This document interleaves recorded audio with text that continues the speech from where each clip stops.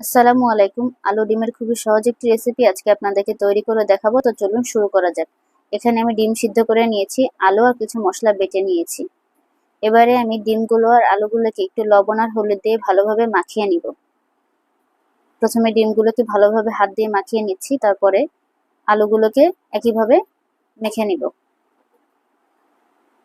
তারপর কড়াইতে পরিমাণ মতো তেল দিয়ে ডিমগুলোকে একে একে ভেজে নিব। ডিমগুলোকে দিয়ে দিচ্ছি,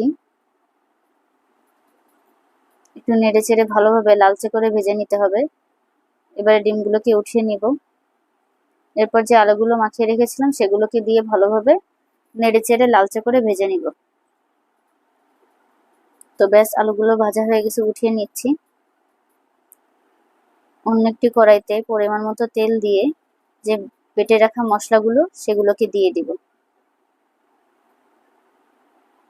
মশলাগুলোকে ভালোভাবে নেড়ে কষিয়ে নিতে হবে। ভালোভাবে কষানো হয়ে গেলে একটু ঝোলের পানি দিয়ে একটু লবণ, হলুদ আর মরিচের গুঁড়া দিয়ে আবার একটু কষিয়ে নিতে হবে।